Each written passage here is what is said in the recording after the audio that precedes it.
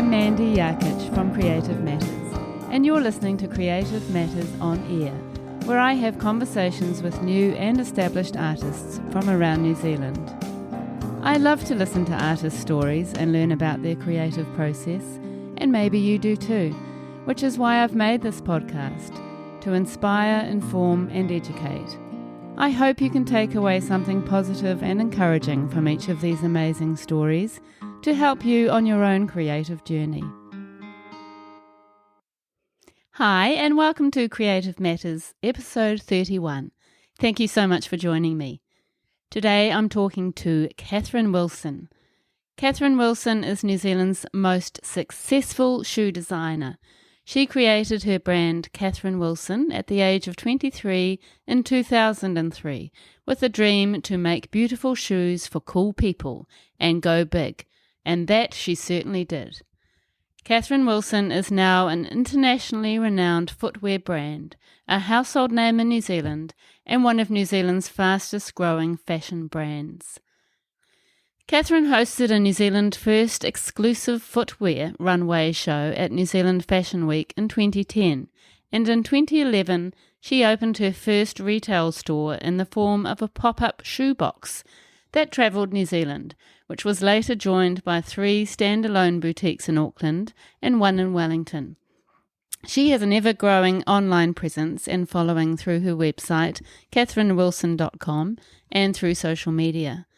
As well as a talented designer, Kathryn is a well-respected leader, ambassador, entrepreneur, and businesswoman, known for her generosity in sharing her knowledge, skills, and acute business acumen. You can hear great stories of her life and creative journey on this podcast, including the shoe design competitions her and her sisters would have, using the shoes bought for them by her mum from Para Rubber, sweeping the floors and doing the ironing for Karen Walker as a teenager, hanging out with Jimmy Choo, her shoe preferences and favourite Kathryn Wilson shoe of all time. And there's so much more you're going to hear about, and I'm sure you'll love it. Enjoy. Welcome to Creative Matters, Kathryn. Thank you. So nice to see you. Thank you for joining us. Oh, it's exciting. Yeah, it's super exciting. And I'm looking at you with a beautiful photo of a woman in your glorious shoes behind you. Yes. And a pile of amazing shoes. And I can see some very nice light blue boots, which I totally fancy. Not too close because it's probably a big mess, actually. Yeah. Samples. Not at all. And I'm not sure if you saw my Instagram story, but I had to buy a pair of silver Zaza sandals just in the interest of research. They're amazing, those heels. They'll make you happy every time you wear them. I know. They're so cool. And then now I'm thinking, the leopard ones. Maybe I need those also. Yes, they're beautiful. And it's a timeless classic, you know? Yeah, totally. They'll last forever, I'm sure. All right. So, Kathryn, let's just head way back to when you were small. I read that as a little girl, you said that you were the one in a purple tracksuit, lace socks, pink shoes, and hair in a matching scrunchie on your family holidays at your uncle's farm in Kirikiri, terrified of getting dirty. So I'd love to hear what kind of little girl you were. Tell us about the young Kathryn Wilson.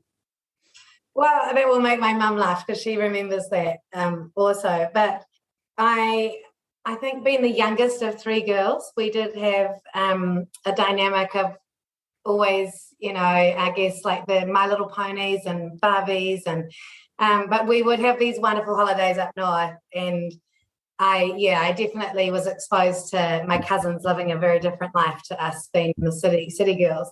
But secretly I loved it. So we grew up in Papakura in the 80s. I was born in 1980, and my mother was a primary school teacher, and she was my teacher when I was 7. Oh, wow. Unfortunately, at that time, my father passed away, and when I was 7. So when I was 4, he became sick with cancer, and then I guess like mum being a really strong woman that she is, looking back now, reflecting that I have my own children, did an incredible job of keeping our family going as a unit. And not only that, but in a way that only mothers can, with a cup full, cup overfull. She's like the eternal optimist and just always encouraged us as kids, and maybe me being the youngest also had it a bit easier, just always encouraged us to do something we love, go the fun route, make sure you make yourself happy and all those choices, especially within my schooling. So I'll always be so grateful for that encouragement from Mum, who's not particularly creative herself, but my dad was very creative, and I think she saw that in all three of us girls. And so being the youngest, my oldest sister's very academic and very successful, and kind of did a double degree, and then in medical science and computer IT work is what she does now. And then the middle one had 8 children, beautiful children, and married younger. So it kind of left me to be the one that go off and, follow your dream, which was to be a shoe designer.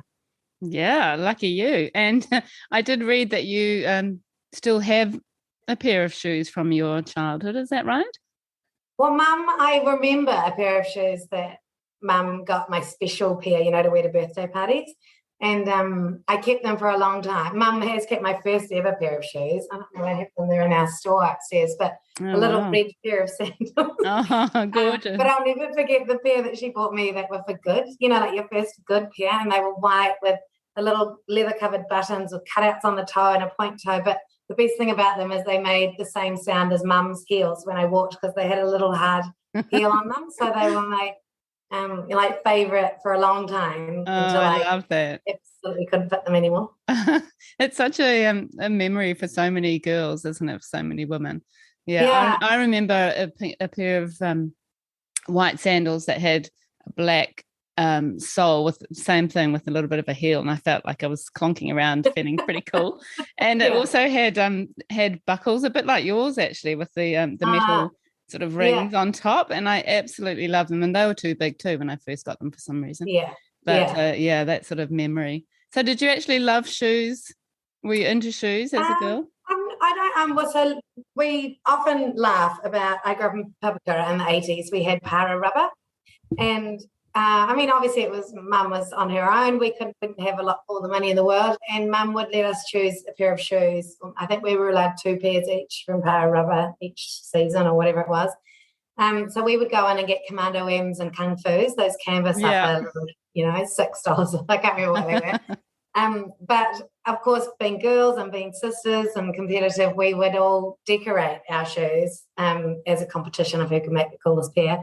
But in the 80s, it was those puff paints, the pens and then the hairdryer or glitter pens, or it was all the rage, those gel things. But I would go one step further, cut the sides out, turn them into slingbacks, make them an open toe.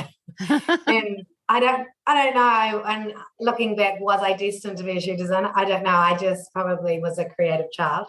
But then after school, one of my first jobs was working at a shoe store in Manukau City Shopping Mall, Andrew Biani. And that's, I guess, I knew I wanted to pursue a creative career, but it wasn't until probably 16, 17 years old and working with footwear that it was cemented that it was shoes that I wanted to do. Oh, really? Wow. That's amazing. And so your art, you're obviously a creative person. Were you exploring sort of art and other parts of art through high school? So I was really fortunate to have a trial curriculum. We went to a college called Roseville College in Papakura, and they were trialing 8 subject curriculum, which meant for someone like me that was good at art and maths and not a lot else. To be honest, I scraped by in English, scraped by in history, terrible with geography, anything important. In some people's minds, I would get really high grades. I got to do art practical, art graphics, fabric design, photography, and get my higher grades there. So my overall marks all got bumped up. So I think, again, in hindsight, it was an absolute win for me, because it helped my grades in high school, but also it made me really enjoy going to school. Because here I was getting to do these electives that were my, dream, and the sense of actually really caring about my projects and being really invested in the learning side, because it was something that I loved doing. Yeah, which is amazing at high school to have that, isn't it? Totally. I know. And you think now, I mean, I don't know what they do now, but at most schools at the time were 5 subjects. So you did a language, a science, math, and that's about it. One art subject, yeah. Yeah. Yeah. So I do think that was a big part of being like allowing me to explore not only my creative side, but also kind of like get the confidence of when you get good marks in those kind of topics and electives, it does make you feel like, oh, I've got this, you know, and it also encouraged me to pursue a career in that creative side because my grades were all high in those areas. Yeah, that's really and lucky helpful. to have a mum that was like, oh, well, if you love it, you know, do more of it. Yeah. And also she was like, you're only allowed to leave school if you're going into tertiary, and you're only going into tertiary if you can get the great marks. So it kind of led me into doing something again with the high grades, which was the creative side. So and I was more than happy about that. Yeah, that's so good. What a great start. And I read that you got 98% in school C maths. Is that right? I know. What the hell? Is that true? Yeah. Well, and I remember that because my stepdad, who's awesome, said to me, what happened to the other 2%? He's, you know, sounds like my dad. Dairy farmer, you know, straight as, and anyway, but we still laugh about it now, 30 years later or whatever it is. That, because I often say that to Lola if she does really well at something, you know, egging her on. Payback. But that, I mean, that is amazing that you, you know, you excelled so much in maths and then sort of had the creative side and nothing much in between kind of thing, which is interesting. Yeah. Oh, and maybe it's like when you're interested. Yeah. You know, like your grades are better when you're paying attention probably, and that's all it was. Like I was, I mean, I don't know. I think now that I have my own children, it's interesting because my 6-year-old is really strong with maths and a little bit slower to learn to write and read. But she can answer anything in the maths question. She's off. She's, you know, and so it's, I don't know whether it's a skill or it's your memory, like maybe just the memory side. Just just a connection with maths and affinity for it kind of thing. Yeah. Oh, that's really interesting. It's not the sort of thing you'd imagine in a way from a creative, but I guess, you know, no reason why not. Well, I think now I still love things that has to be, there's a symmetry, like whether that's architecture, engineering, motorways, roads, bridges. Like for me, the math side is more understanding, you know, like proportion, and that goes back with shoes, because if things are slightly off or if things are, you know, I don't know, it's, for me, it is a mathematical thing of how the form of something, and if it's slightly off, it's completely wrong. And all the measurement and other things, it's part of my OCD. It is.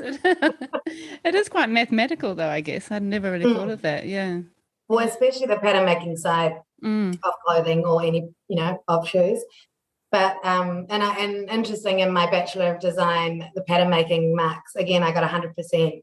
It's something that was like quite boring for me and took a long time, you know, like it's not something that I loved, but obviously I was able to understand it quite well. Yeah.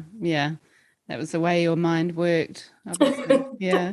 And so how, I mean, so many questions for you, really, Kathryn, but leaving school, you went down to Massey University in Wellington. So can you tell us about that time?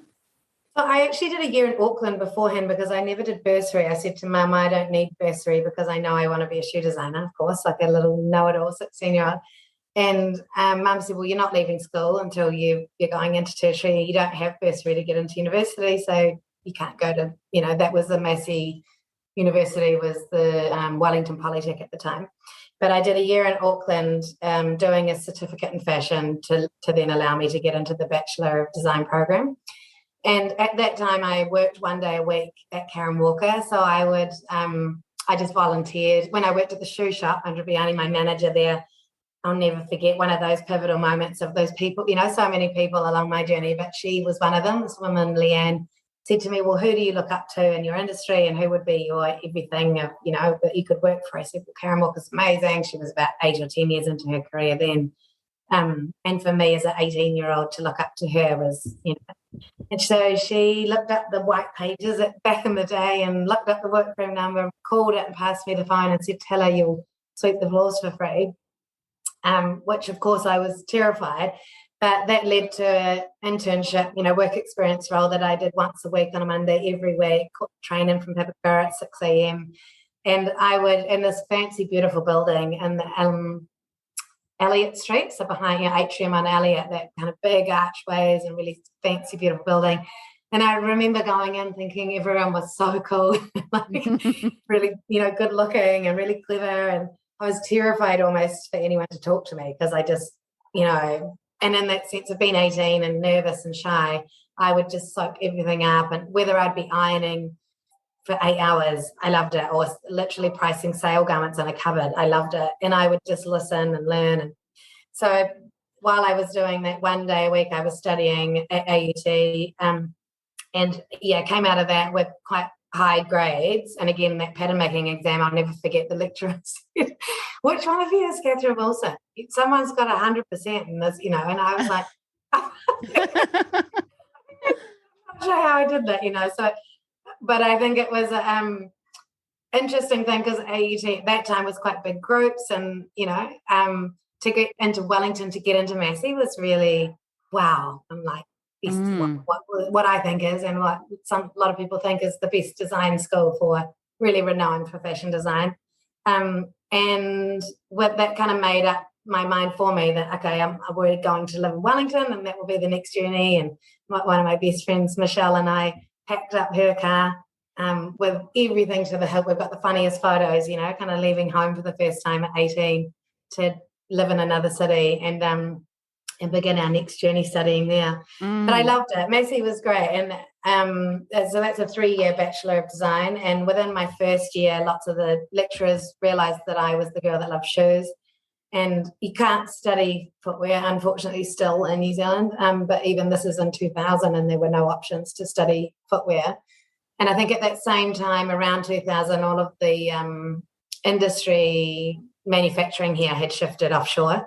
So there weren't opportunities to do apprenticeships or anything either. So by doing a Bachelor of Fashion, majoring in fashion, I was able to kind of base some of my assignments on footwear, whereas the rest of the class would do a clothing research topic. And did you think that was kind of informing your shoe design to be involved in the sort of more of the clothing side of things as well?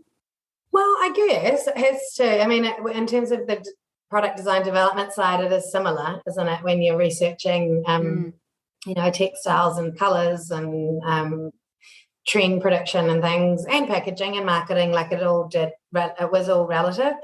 But I think I was really fortunate that the design lecturers in particular, or the marketing business side, would see the passion that I had was not short-lived. It was like I really wanted to have a career in footwear. So, and they were really great at, where they could. I mean, it was a Bachelor of Fashion Design, so I was pattern making a tailored jacket, but researching a history of a stiletto instead of a little black dress. Yeah. Oh, how interesting! And that must have been the most amazing course. Oh, it's so great. I still, I have a lot to do with Massey, with the alumni. And we'll go down. Sorry, that's my dog making noises again. Carry on.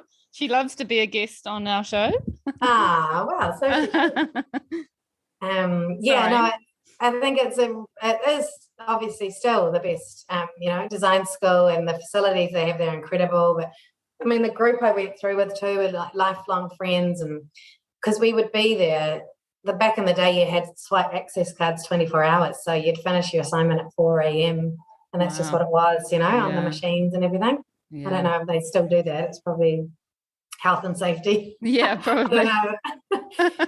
But those kind of developing years, I loved Massey for being. It was quite solid on the business side, which I enjoy. The marketing papers, I really enjoyed like boring, but the accounting papers that we had to do. And I enjoyed learning about the business side as well as having a huge focus on the design. And then in my second year, our whole class applied for a scholarship to study. It was like a sister schools program in England, Nottingham Trent University. and we all kind of memorized like who the mayor of London is and how far north of London Nottingham is and how long does it take in a train and all the, we all had the interviews. So we were all telling each other, what did they ask you? Like, what did they ask you? And then prepared these portfolios and all submitted this work. And I'm 19 or maybe, 19, 20. And when we had 3 interviews and it was getting to final process and they said, you've been, like it was a phone call to say you've been awarded the scholarship, you're off to live in England to study. Wow. At Nottingham Trent University. And I remember ringing Mum, who lived in Auckland still, and saying, that scholarship we all applied for. I was like, I got it. I'm going to, and I was like, I don't want to go to England. I have to break up with my boyfriend. Oh my God. I have all my friends are here. Like all of a sudden it became a reality that, Yeah.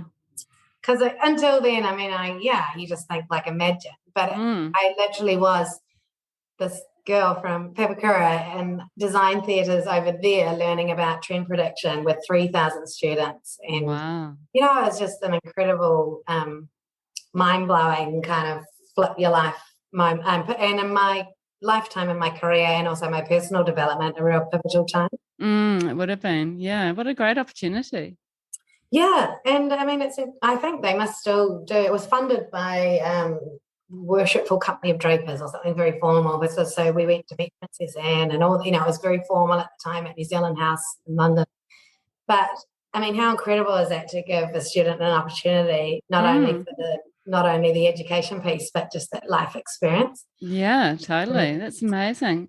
And it would have no doubt really informed your practice. So what were you actually picking up from there that you wouldn't maybe have picked up back here, do you think? Well, the caliber of the lecturers, awesome. Obviously, New Zealand has some amazing teachers, but a lot of the teachers that I had in New Zealand were retired from industry. So they might have worked in the industry at some point, had amazing skill set, and they could pass it on. Whereas in the seminars we had at Nottingham Trent, we were in huge groups listening to current trend prediction experts who are sitting on a panel of 6 from Paris, and they would come and tell us about car paint colours for 5 years' time, and then the current accessories designer for Topshop or Next or big high street retailers would come in and be the guest speaker or lecturer on any subject. And it would just be, like I would be just such a sponge, like all of us were, but having that kind of current knowledge and how things are currently working in the industry and the opportunities, and I guess like showing us all what the scope is that we could, if you kind of really take this and run with it, you could really make something of yourself, because this is what's happening now in the industry and these are the movements and this is important and this is, That would have been so amazing. And I imagine young Kathryn sitting there just thinking, oh my God, like, this is amazing and so motivating, I imagine. Yeah, and I lived in the International Hall, the Students' Hall for people that weren't from the university. So I had, girls over the hall from New York School of Parsons School of Design, and then I had people downstairs from Italy, like quite a big group from Spain, and all in the fashion school. And so for me to be exposed at that age and to be the girl from New Zealand, people are like, where? But it's so wonderful, isn't it? Because then it shows having that common interest and that passion, it's even a tighter bond because you really support each other. It couldn't care less who anyone is or what your background is, or you kind of really appreciate each other's style or skill or whatever they're specializing in. But and again, some of those friendships are for life. One day one of the Italian girls, and we were 20, not even 20, 19, and walking home from university, and she said, I just want to pop in here and see how much it is for this tattoo I want. And I said, oh yeah, and then she walks in and says, I've got an appointment for 2 people for 4:00. I said, what? I want to get a tattoo. And she said, yeah, we're going to do it together to like mark the time we've had together here in Nottingham as like a memory for life. I was like, oh my God, I don't want a tattoo. And she said, what do you love the most? I said, shoes. Of course. Right. So she wrote Scarpa, Italian for shoe. And she said, "Where do you want it?" I was like, "Oh, my foot." So now, and then I remember Mum being horrified because I had to tell her or show her a photo. Or I don't know, back in the day, you probably didn't have phones with photos, but telling my mother I had a tattoo of the word shoe on my foot, she was just like, "Oh, you're never." Luckily, I became a shoe designer. So Yeah, I love that story. That's so good. yeah. Wow. I mean, it's amazing to think at such a young age you were really so sure of what you wanted to do. And I mean, did you just feel like that was going to happen? That's what you were going to do? I think so. And I never really questioned. It wasn't until years later when you get asked, what's your plan B, or what would you have done if it didn't work out? And I literally had never considered. I was like, what? What do you mean? I think I just, maybe that beautiful naivety that you assume everyone's going to love what you do. And because I think it's a good idea, surely everyone's going to love it. And then obviously 20 years later, you learn quickly that that's not always the case, but it is nice. And I think that naivety that I just was so, not even headstrong, just passionate and excited, and thinking like, sure, of course, everyone's going to want these, which is good. It's a great thing, and it's probably picking up your mum's sort of attitude of the cup. It is an optimism thing, and just thinking positively. Hey, which is great. That's the way it should be. We all need to be like that, hey?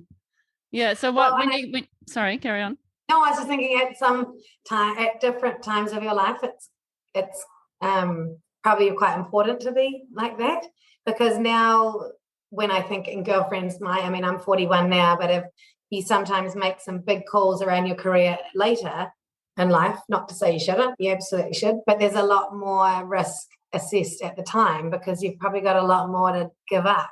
Whereas as a 20-year-old, the worst thing that could happen is it didn't work and I had to rethink something else, Yeah, but it's great. I mean, a little girl from Papakura from New Zealand with such sort of high hopes and big dreams it's pretty cool, especially in a market in New Zealand at that time, particularly. It wasn't a huge market really in shoes in the same way, was there? Yeah, but I think that was really why I was cemented in the idea, because our New Zealand industry was becoming so renowned and so respected. And when I was in England at that time, 2000, 2001, 2000, I think it was, New Zealand had this body of designers go to London Fashion Week. And we were compared, this is Kate Sylvester, Karen Walker, Zambezi, World, and possibly Trelise, I can't remember. We were compared to the Belgian Five because of the talent and it was, I remember thinking like, wow, New Zealand's on a global stage being recognised for design. How wonderful and how proud as anyone in the industry, but also imagine if I could be that name in shoes, because there's a platform already, and New Zealand's known obviously for quality product across wine and meat and export and agriculture and everything else, and then for us to sit that way with design, it really made me feel like there's an opportunity to have a global, if I wanted to, a bigger exposure than just little old New Zealand. So good. And then what happened when you came back from your scholarship? Was it more uni or? Well, yeah, I had another year to do to finish my degree in Wellington, so that went quite quickly. But I was already, again, because of maybe being exposed to the big old world that I'd seen and the scale of the industry that I'd seen, I think it cemented my thoughts of this is 100% what I want to do, and I want to do it now. I remember this urgency, like I have to do it now before anyone else does, maybe, or like before the opportunity's gone. Or there was a bit of a gap in the market at the time where there were quite big commercial brands, family businesses of shoe design / manufacturing, importing companies, but there wasn't anyone of that smaller independent boutique line that I felt that I could fill the gap. And I wanted to make kind of small runs, limited edition shoes. I think being in England and being out at night and seeing everyone wear the same high street fashion, it was almost like the first time I'd experienced that of scale, because coming from New Zealand, everyone's quite we like to be a bit different, don't we? Or a little bit unique, or have our own take on it, or we love wearing something where there's only a small amount made. So that was, I think, part of my kind of proposition, where I thought I want girls to go to a party knowing that they're not going to be one of 100 wearing the same pair of pink heels. And, and same goes for a wedding, or you kind of have this, like, once they've sold out, they've gone. This lovely thought of it being a collector's item, or a bit of a something you really appreciate, instead of just an item you can get any old time. So I applied for an AMP scholarship. So I was 21, and the scholarship at the time was called something like Follow Your Dream, or Live Your Dream. And that was one of my guest lecturers at AUT, a guy, Paul Blomfield, who used to be fashion industry in New Zealand, called one day and said, "Are you the girl that loves shoes from Massey? I was a lecturer there, and I remember you telling me about it. There's this scholarship program I've heard about. I think you'd be perfect for it. I'll help you with your application." Wow. And again, it's another one of those people that just put himself out there. And I went and spent a day with him and his wife, Jill, at the time, and they helped me put together a portfolio and, like a presentation to apply. And it was only $5,000, but at the age of 20, it meant, like, it was more that this company, huge, big corporate, believed in my dream and my idea, and made it feel like it's a good idea, so that it's worth pursuing. So I remember that process of going to be interviewed and very, nervous. And then when we were acknowledged that we'd won scholarships, they were different values and different amounts of money for different people, but we all had to stand up around a table and introduce each other and say what your dream was that you were doing. And there was like a pro tennis player that was going off to a university in America, an academy, and there was a opera singer. There was like a weightlifting, 80-year-old weightlifter going to the Masters, and there was a heart surgeon, like wow, a guy that had developed a technique to save people's lives while on the operating table. Anyway, and then of course my turn came to stand up, and I had to say, "Well, I'm Kathryn, and I love shoes, and I love to be a shoe designer," and that humble, like, you can't help but be like, "Oh God, everyone here is way more clever than I am." But again, Mum, I went back and told Mum that, and she said, "Well, Kathryn, they all probably thought your dream was, really great one too." Yeah, absolutely. So that kind of set me off on the next path. And I had graduated university by then, and I'd started working full-time for Caroline Sills, which is a knitwear designer. This is a job I applied for out of the paper. So again, having that kind of Bachelor of Design background, I was more trained to be a clothing designer than anything. And there's no opportunities in footwear and no apprenticeship. So I went to work at Caroline Sills. I absolutely loved it. And the technical side of learning knitwear I found really interesting. I trained under them for about a year before I won this AMP scholarship. So when I told them I'd won it and I was going to use the money to go and study in Belgium, do an internship with Dirk Bickenberg, which was all set up and it was all like exciting, and I was, it would be the coolest thing. And then they said, "Well, if you stay, actually, instead, we'll help finance you into your first production run / sampling of your own designs." Wow. Again, another huge pivotal moment in my career. So I was only 22, and they believed in me enough, or had, enough generosity in them to say, "Let's see what you can do.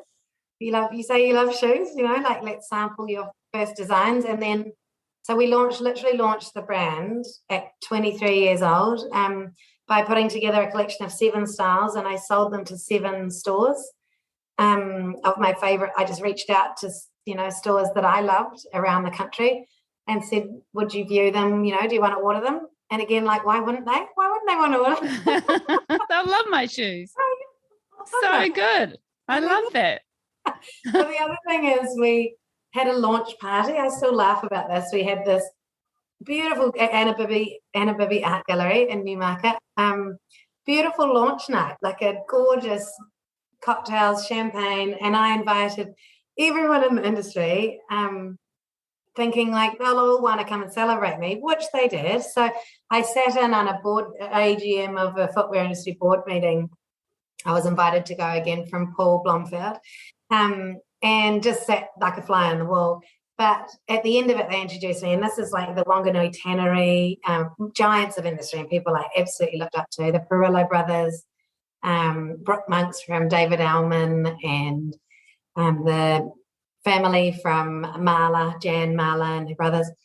And I said, well, I really want to be a shoe designer. I'm New Zealand's next shoe designer, and who wants to hire me? And I'll come, I'll train on the floor, and I'll, I just assumed there'd be like opportunities in the industry. But as I said, because things had just shifted then and it had all kind of started to move offshore, there wasn't immediate opportunities, but they all came to support me when I had that launch night, and they all turned up, which is just, like how epic is that? That is so good. I mean, you must have been stoked. Oh, totally. And I just had a lovely time. But now 20 years later, thinking, what was I thinking? Like, why? And I was celebrating something that hadn't even been, do you know what I mean? Because we hadn't put any shoes into production quite yet, or it hasn't been delivered yet.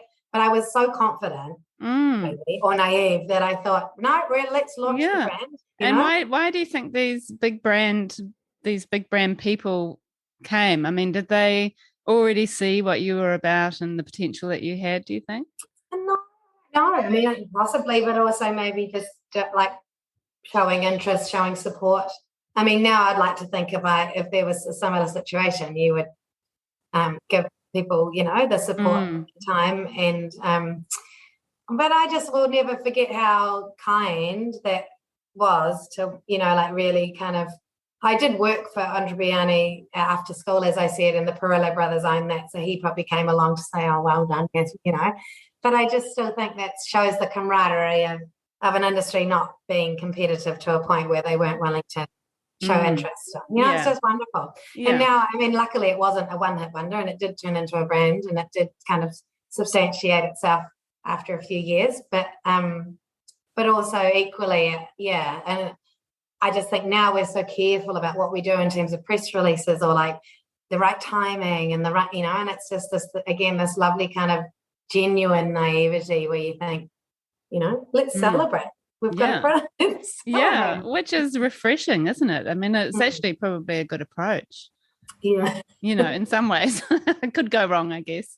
Yeah. And it makes it fun. Yeah, and it's so beautiful that those people supported you in that way. And like you say, you can hopefully pay it forward as well. And that's the nice thing about New Zealand, I guess, with, being a small country, and there weren't that many footwear designers at the time, I guess. And so it's a bit like a little sub-family in some ways. Yes, very much. And a traditional industry of, they were all probably quite tight within the industry because they'd supported each other, and I'm sure shared a lot of milestones, highs and lows over the 30, 40 years of them making shoes in New Zealand. Yeah, and there was a real tradition of that sort of family-owned business, wasn't there?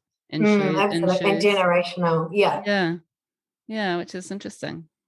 And so it would have been refreshing for them to have this young woman coming up. Maybe. I'm sure. Or really patronising, because I'm like, I'm going to be great. No, I think it's great. And was your first shoe a ballet flat? Is that right? I think I read that somewhere. Yeah. Yeah, and that was something that we thought, well, let's just test a really classic timeless style that we did it in 8 colours. And again, with the mentoring of Caroline Sills, who is a really very iconic, stylish woman, is something that I always will look up to, the way that she is a commercial designer, but she would always probably, have a really amazing eye for something that was going to be timeless, and obviously quality comes first, and something that doesn't date. And so the ballet shoe, for example, was so iconic, with the likes of Audrey Hepburn right through to kind of the supermodels of the 90s, Cindy and Elle, and they all wore this cute denim with the ballet shoe and the blazer look. So it was having its revival at the time, 2002, 2003, and we just did a beautiful soft upper, really classic style, and 8 colours, and then reordered when they started selling well. So after we'd sold that ballet shoe, we launched the brand Kathryn Wilson. And then we did a kind of adapted versions of like a quilted upper ballet, and then one with a ruched kind of gathered upper on the front of the toe, like all these versions of a ballet, and even a little boot that was like a lace-up. We named it after Muhammad Ali's daughter or something, because it looked like a little boxing boot, but on the ballet shoe sole. So yeah, it was definitely probably trend based at the time, but also a nod to my training with Caroline Sills at the time. How amazing. Such an interesting story. I mean, you know, for listeners who don't know your brand and don't know you, I mean, you are, as I said in the intro, New Zealand's most successful shoe designer, really, I would say. And your brand is so well known to New Zealanders and internationally across the world, you know, so it's incredible to hear the backstory and all the amazing things that you've done to sort of get to this point.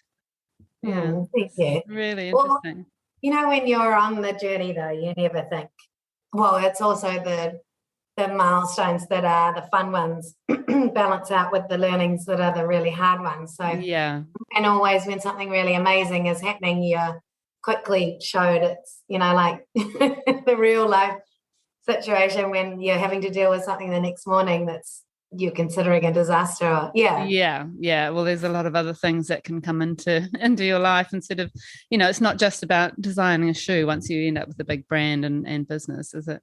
So just going back to the actual design side of things, how do you actually go about, I mean, I'm not sure if you're still, I mean, I guess you're still designing the shoe, but you know, when you were first starting, you were probably doing a lot of the jobs. How did you actually go about designing a shoe in the early days? Well, it's actually the same process we do now. So I'm a pencil on paper girl. I have learnt, obviously, at university, all the CAD programs I could possibly, have access to. But I still prefer old school. And I love pencil because I think I'm not afraid to rework a shape instead of worrying about being final pen lines or anything. Again, kind of my background of graphic design, I'm quite confident with line drawing, and I really enjoy the form and the shape of. It's almost like I kind of can see. I don't know if you are the same, but can see the shape before you've drawn it. And so by working with paper and pencil, you can see when it feels like right, and if it's not looking right, it's either like reworking it, at the time, rather than getting it to a finished piece. And then I find it really interesting watching people work digitally, because for me, the form's not there or something. It's almost like too flat, and I can't, and I don't like the look of the shoe as much. Yeah, I can imagine. And do you actually keep all those beautiful drawings? I mean, they're probably, they'd be beautiful. Would you ever think of like putting it together as a collection of your drawings? Well, we did celebrate our 10-year anniversary. What's coming up 8 years ago now at Saatchi and Saatchi Gallery, and they did this beautiful retrospective exhibition, and it was put together, collated by the creative team at Saatchi and Saatchi. So I, as a the business or the brand, almost stepped back to let them do that, and I remember thinking they wanted to tell a story of how the brand's evolved. So they were quite keen to show that, when I think, oh God, don't show that. Don't show those drawings. They're terrible. And they were like, well, that's the whole point, because people love to see the evolution. Yeah. But yeah, it was neat because we pinned hundreds of these drawings up on the wall at the time in the Saatchi Gallery, and it was open to the public for 6 weeks as a exhibition, and it had my little first pair of shoes that I mentioned earlier that Mum kept at the front. Wow. But a funny story with that, Mum we had this big fancy opening night, and that was all media and champagne and everything, and then Mum went the next day, walked through the exhibition when it opened to public, and then she rang me and said, oh, hey, I'm just back at that gallery, isn't it special? I didn't really get a good look last night. And I said, oh yeah, Mum, I'm at the office, so she said, well, I was just ringing to let you know that the pair of red sandals on the wall at the door, I've got them. I took them and they're in my bag. I said, Mum, they're part of exhibition, for 6 weeks. She said, oh, I've kept them for 34 years. I'm not losing them now. Good old mum. She's stolen them off the wall. And they had this beautiful printed decal around them of the wording and there once was a girl that loved shoes. Mum just took the shoes. Yeah. Oh, I love it. Good on her. Yeah. That's so good. But the drawing side, it's very manual. And then, so Julia, who works in the design with me, has been with me 10, 11 years. And she started out, it was my first full-time employee in the company, but she was kind of like an everything girl that would train alongside me to do a lot of the other back story of the brand. But then over the years, maybe 4 or 5 years in, started to work on the design with me.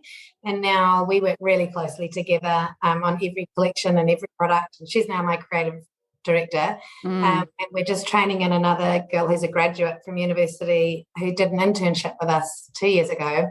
And we employed her last year and has worked this year with us as e-commerce in the e-commerce role. And now she's stepping into the design team with Julia and I, so that's really exciting. Oh, that's so exciting and so great that she's been with you for so long, right? Right from the beginning, really. Yes. Yeah. Yeah. Sorry, I just need to say there's a siren happening. Can you hear that? No, I can't. We're rural, so we've got the Volunteer Fire Brigade siren is going off. There's always something exciting when I'm recording. Oh, it's okay. Yeah, hopefully. So just going back to your process, what happens after you've done the drawings? So I think really the research side used to be so much that we would travel, we would, look at people on trains, draw people's feet on, parks, wherever you are. Now, and then there used to be those books, like the Sartorialis type, where they're watching people on the street, and really cute magazines out of Asia, Japan in particular, and Harajuku, where you could almost people watch via print. Now, obviously, everything's online, and we still love to travel to see things, and definitely vintage, but a lot of our research would be screenshots and pulling up colour palettes and anything you're kind of inspired by. And then that gets all printed and put onto a big, I've got our summer wall here at the moment, but just shapes and palettes and things. And then once we've drawn, we lay it out, and because we've got Kathryn Wilson, MDub by Kathryn Wilson is a different collection. We do Little Wilson Mummy and Me collection for like 3-year-olds to 8-year-olds. Baby Wilson is a cute little 6-month-old to 18 months. And the men, so they and now we've got this new collection called Kind, which is sustainable, either components and manufacturing processes that we're trying to incorporate a lot more of that into our main line, but we're kind of got it out at the moment as a collection of its own. So when we've laid out each collection, and it's literally on the floor with pieces of A4 paper, and it's really to make sure there's no double ups, because our retail stores sell all of it, but we often sell to department stores that will buy across the ranges. So you're kind of looking for like a skeleton map of, it's all again quite formulaic, quite mathematic, of how many pieces need to be in each collection based on the sales of last collections, and the most successful styles have to be kind of reinvented, etc. So it's not that romantic, because you're really kind of building something based on the commercial needs.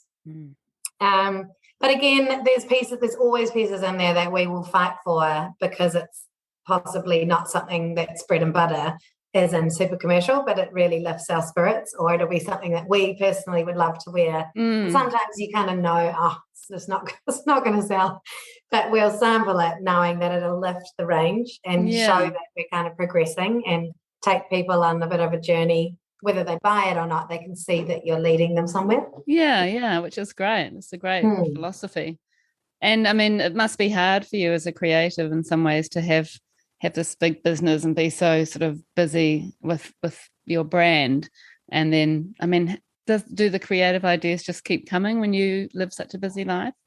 Yeah, I know what you mean, but I think probably the biggest hiccup for me was the kids, because if you can't separate, how I love my children, but then I used to have headspace to, I don't know, go to the Coromandel to my mum's beach house and design for a week or something like that, where you kind of have the separation of space. And then now you have the office, which is busy, and it's now about marketing plans and print, collateral deadlines or catwalk show, or it's like all the other side of your day is not necessarily creative.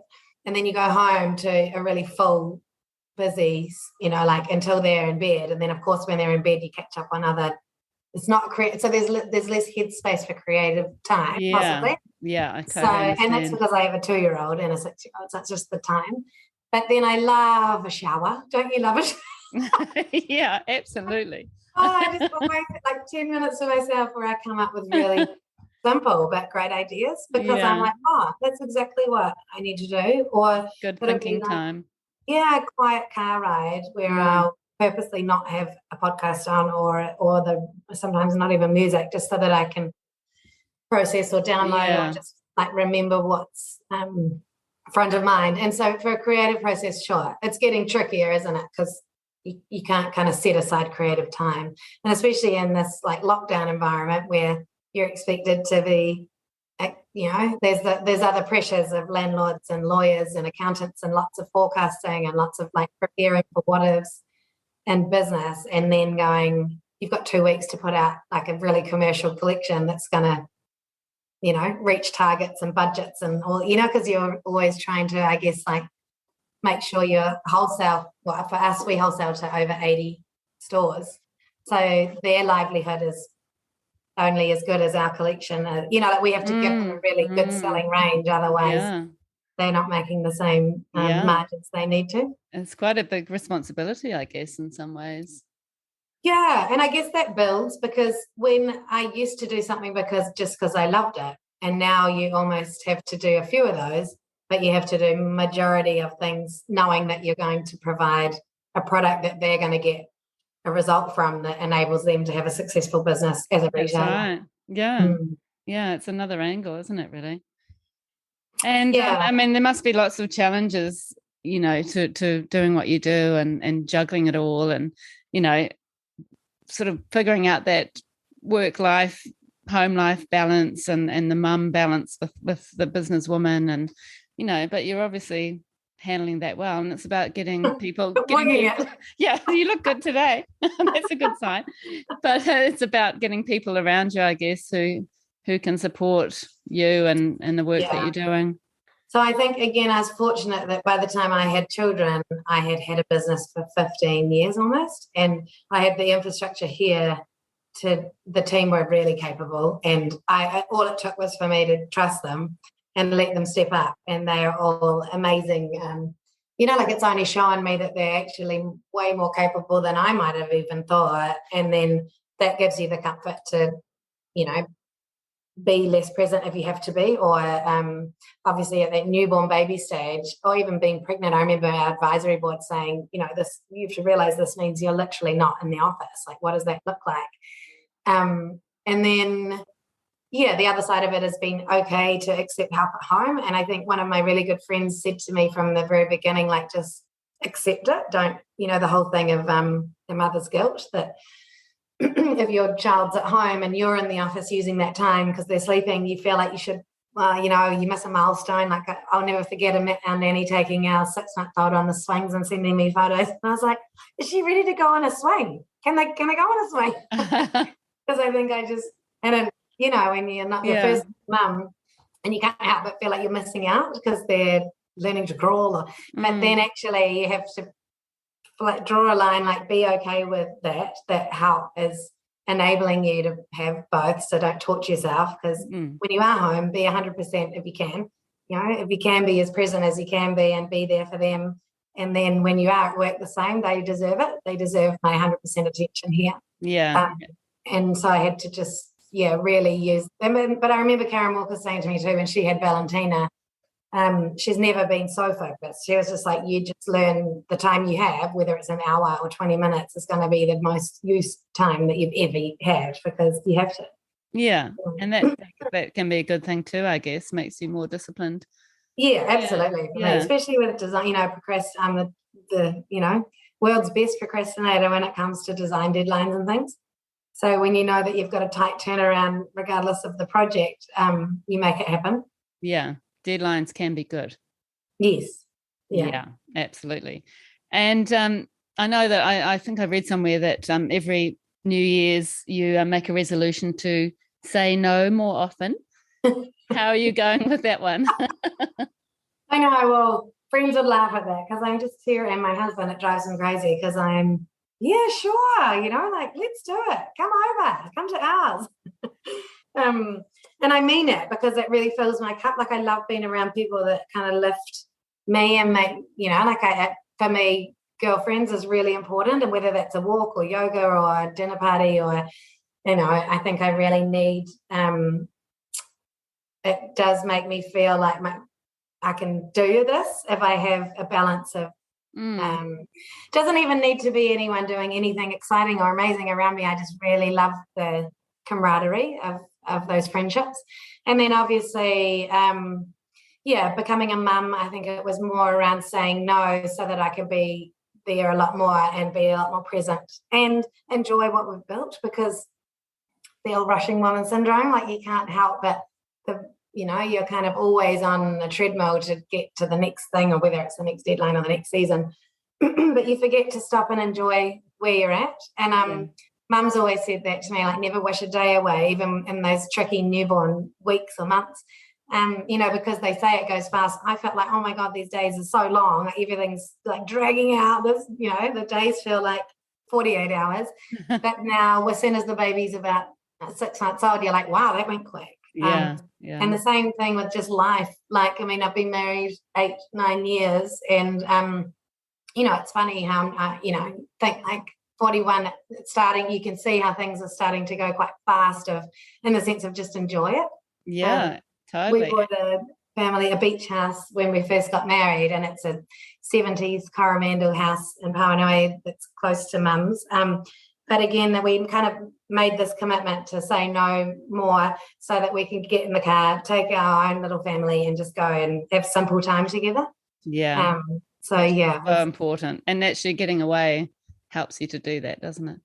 Yes, absolutely. Yeah. I think my husband, Liam, has his own business as well. And then he launched that just before we got married. So it's been a parallel journey of kind of growth and commitment from it, which of course, I love his ambition, but at the same time, it would have been great if one of us was more kind of, I guess, like, available at home, or, so. Yeah, but then, you're obviously attracted to each other for those reasons, that sort of those attitudes that you have for, making stuff happen.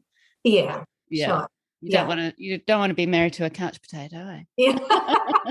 Let's face it. So just thinking about your business and your life in general, I mean, there must be so many challenges that you experience. I mean, even down to, importing issues or exporting issues with especially with COVID at the moment. And, what would you say are some of the challenges that you experience? Well, one that comes to mind was one of my biggest learnings. We were probably about 6 years in the business, and I had a shipment arrive by sea, but it had been transshipped from China into Singapore, and had sat there for 3 weeks or so until it got on the next boat to come down here. And that does often happen. Obviously, if we're coming from Europe, some of our shoes come from Spain or Italy, and they'll sit in Singapore. Anyway, and this particular shipment had been in a vessel that was potentially contaminated, or that the container had not been sprayed to the New Zealand, regulation of the fumigated, for our agriculture industry. So they called us from customs, to say, we can't release this container of your shoes, so 3,000 pairs of beautiful shoes, because there's potential of fungicide or, something in the container. And at I think I might have been 26 or 27, and you just rely on the process. Like, there was nothing we could have done differently, but it's an interesting thing to go through, because immediately we had to, and this was at a time where I was still in business with Caroline and Lloyd Sills. They became formal shareholding, 50% shareholders in the business. I've since bought them out about 4 years ago, so I now have 100%, but they were very much part of my 15-year journey as business partners and mentors.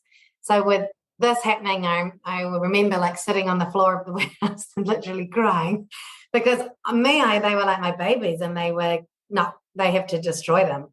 So we had to make a call. They wouldn't release them. They wouldn't let them in the country. They're going to destroy them. So I was just so upset about this amount of beautiful shoes that I couldn't cuddle. But the reality is that we had 80 stockists who were expecting that stock. And if we miss a cutoff of deadline of, like there might be department stores or different retailers have certain, rules that fit within their trade agreement that say if you miss this cutoff, obviously they don't want the product. So we had to remake this amount of shoes very quickly, air freight them down back into New Zealand and clear them and dispatch them out without any of our wholesale accounts even finding out. So that put us, and any media finding out, because it's a really bad slant, obviously. But to be in a cash position to do that is one thing. And the manufacturers are able to do this. I think they turned around that order in like 10 days, 2 weeks for us. Wow. And you can air freight something down in 3 or 4 days. Not great for your carbon footprint, but also the expense. Anyway, so for us to wear that cost, and then it wasn't until 6 months later, possibly, we would have cleared the insurance side of it, because the manufacturer said they left in perfect condition. The transport company said they fumigated the container. The shipping company said everything was done by so no one would take responsibility. So, and I was really fortunate again to have the funds within the business that it was sitting at a point where we could just outlay a whole nother production run. Wow. Whereas if it had have been, possibly me without business partners, or if I had have been in a position where we were borrowing or in debt, it could have been the end of us just because of that, purely that I couldn't pre-fund a whole nother production run. And I think that, again, just puts things in perspective of the process of what you have to just calmly, okay, this is what's happened, and then what is the best route of how do we break it down into smaller problems and make it manageable to have a solution to the answer. So yeah, I guess now our challenges are around obviously people, because we've got 4 stores here in Auckland and Wellington, and then we have around 80 stockists. And our team is about 20 of our staff, but then you're dealing with their stores, their training, making sure there's an educational piece around how our shoes are made, what they're made of, how they fit, in terms of the the quality control side. And there's a lot that goes on the other responsibilities you have as a brand, and then the other marketing side, which is the fun stuff and all the shows we get to do and all the store openings and launches. And so a lot of it gets in terms of what you say, risk, the problems become bigger because they're more important, or you think they are, because the outcomes relies on a lot more kind of cogs in the wheel, maybe. Yeah. Wow. I can imagine how stressful that would be. And has lockdown been a problem for your business? Well, of course, with our stores closed, it was not fun. And for our team, I think we opened our Wellington store in this lockdown. It was due to open August, and then of course our borders shut August the 21st or something. Ironically, that was the weekend we were going to, the builders were installing it. So we had to truck it down from Auckland, the cabinetry, get Wellington people to install it. Of course, they smashed the mirror. Of course, all the plinths got dropped, remade all. But then in the end, again, as I said, when you enable people and let them shine, I haven't even met the team yet. I've met them over Zoom, and we've had a lot of fun together in lockdown over team Zooms. But the team that are running our Wellington store, it's been open for over a month, 6 weeks. It's our top performing store. Because our stores have been closed. And then I've met them, and they merchandise the store themselves. They have had their own customer service way of interacting with their customer base. That normally, I must admit, I'm a bit of a control freak. I would have gone down and said, this is how I like you to sell, this is how I like you to put the shoes on the shelf, this is how I like you to merchandise. Whereas this has been such a wonderful thing to see them use their initiative, be amazing at the camaraderie they've built as a little team of Wellington without needing us over their shoulder. And it's been a really good reminder. Yeah, and it's good learning. Sometimes you're sort of forced into these situations, and sometimes good stuff comes out of it. Absolutely. And I think the whole team morale, everyone in Auckland has been so proud of what they've done.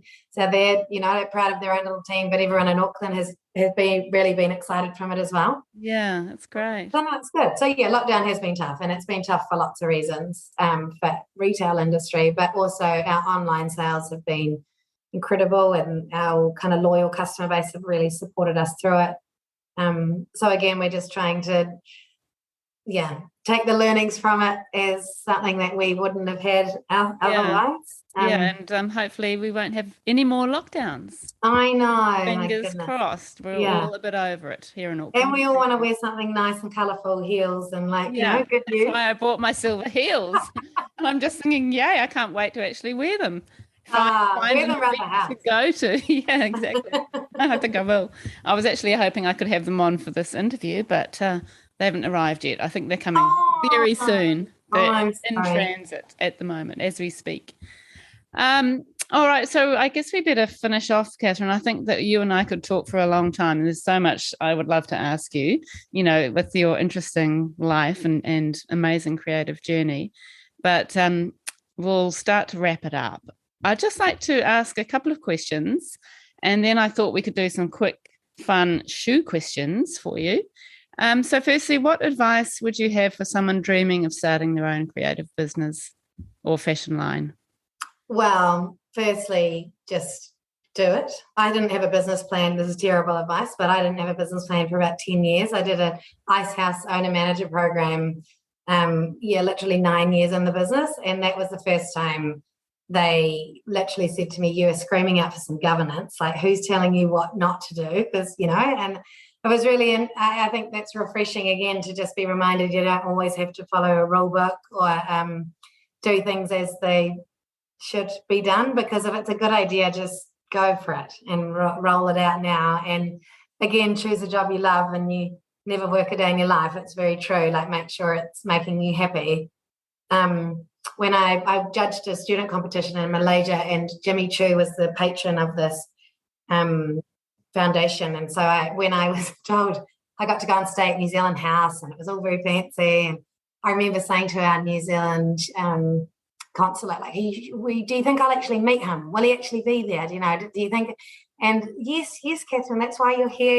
He's going to be, I was so nervous that the whole way there in the van with the, the Stephen Joyce, at the time was our foreign minister. And I was like, do you think that he's going to be there? Yes, Kathryn. So by the time I was introduced at this fancy golf course, I was so nervous because he was my, of course, in my industry, like my guru.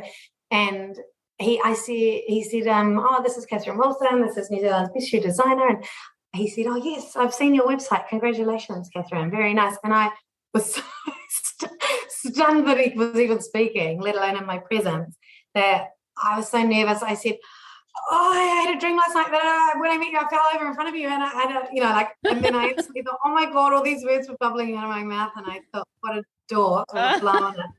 And I remember thinking, but then I looked up and he said, but Kathryn, I would catch you. And I thought, my God. It's like a reminder, though, that it's not, there's in the life 7 degrees of separation. In New Zealand, there's 2 degrees of separation. So this, I thought of him as so idolized, and I couldn't believe he was a human. Untouchable. And then he was so humble and so willing. And the time we ended up inviting him back down to New Zealand a few years later with Remix magazine, we launched a big party called the Love of Footwear, and I did a big 9-meter circular rigging chandelier with 200 pairs of shoes hanging down, and 10,000 meters of ribbon and flowers. And it was at Sky City, like a big champagne cocktail event. And when we couldn't believe he said yes. You know what I mean? Like, we thought, imagine if we invite him down to New Zealand, like, let's just wing it with his managers in Australia and see what they say. And when they said yes, we're like, shit, what are we going to do with Jimmy Choo? How fantastic. But he came and visited all my stores. He met my staff.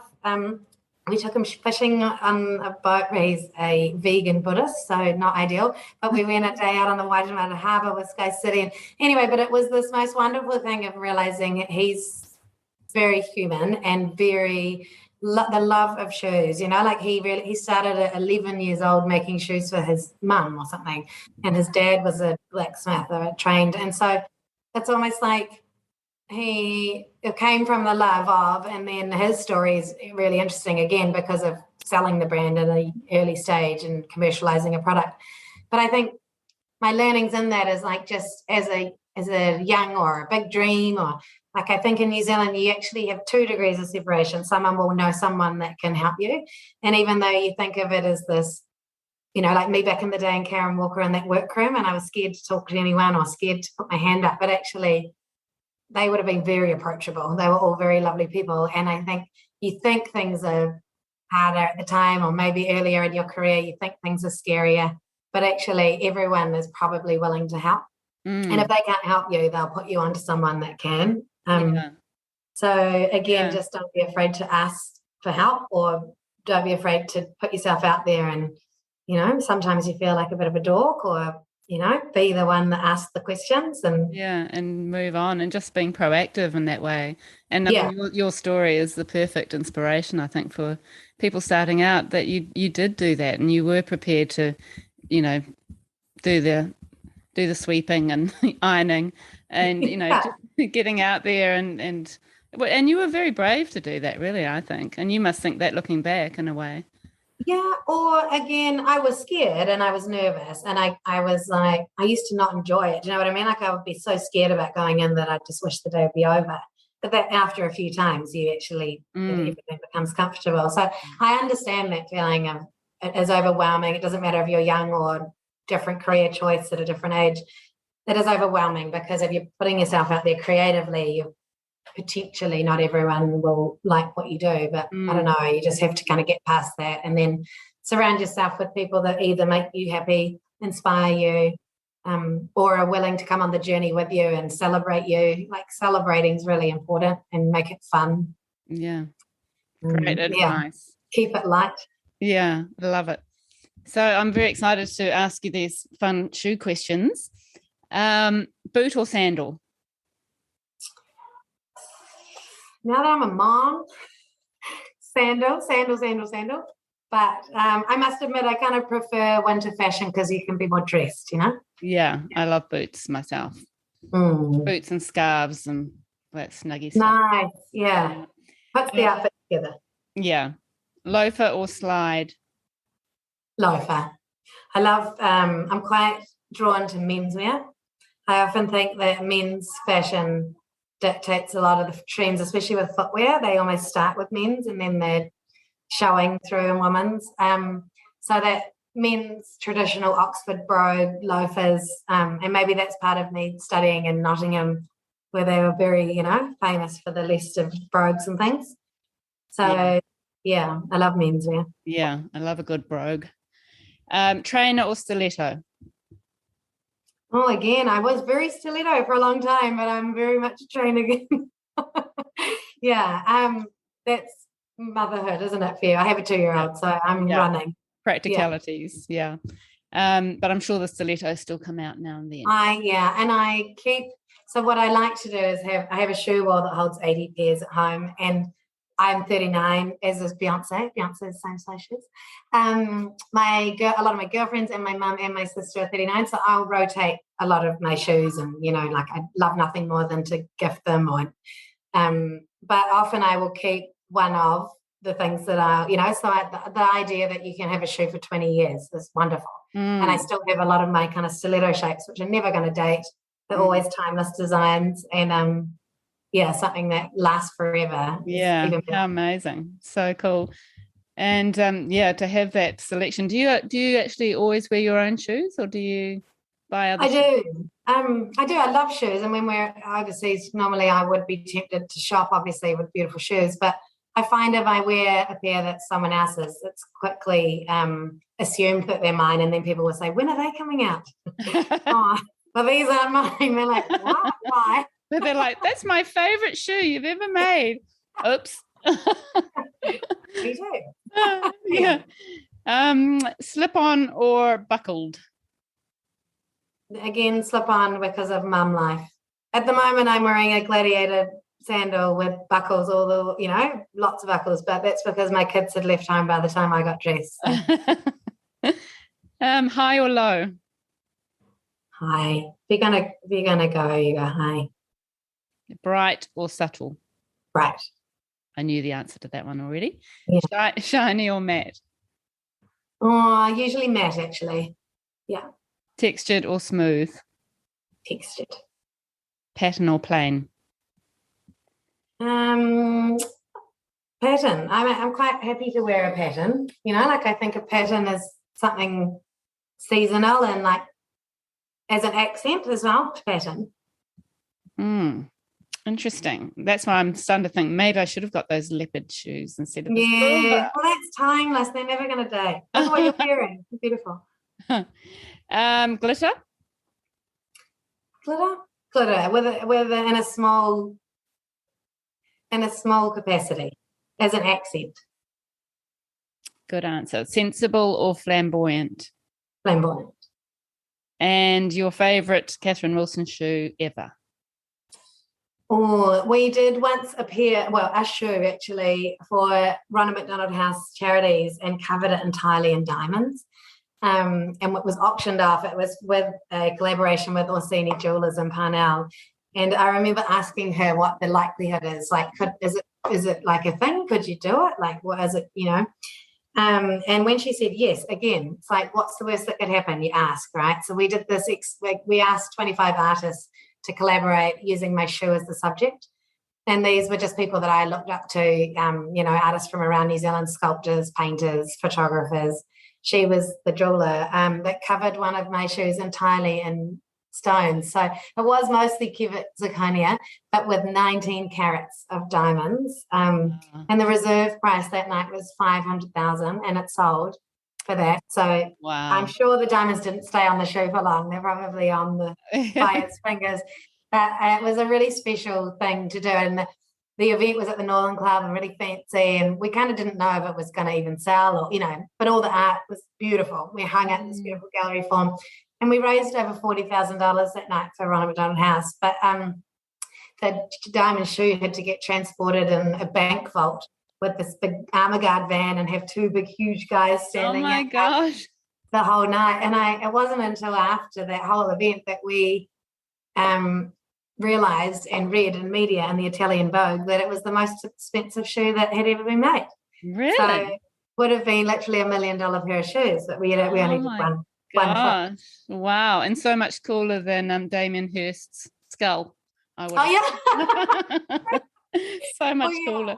Yeah. And like an actual piece of art. I think the buyer was intending to have the cubic zirconia stones on it and have it in a perspex case in her foyer because it's stunning, like a beautiful stiletto. And that Cinderella moment, you can't go wrong. Totally. Beautiful.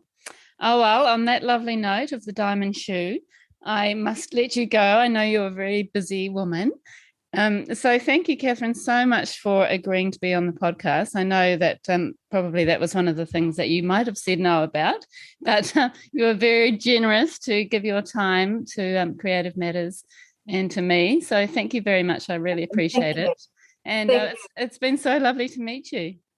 Well done too for what you do. As I said earlier, my 6-year-old does Creative Matters at her local school in Herne Bay, and it's her favourite thing, and she comes home skipping, and she's like, it's a really lovely thing as a mum to see. It's potentially where she's going to be led in her studies as well, so I really appreciate you having the facility to do that for her. Thank you. Awesome. Well done. That's great. Thanks very much for that, and have a lovely day, and I look forward to sending you a photo of me in your Zaza shoes. Oh, cool. Yes, do. Yeah, thanks, Kathryn. Okay, bye. Bye. Okay. Oh, I've just ended the meeting. That should have stopped recording. Hang on.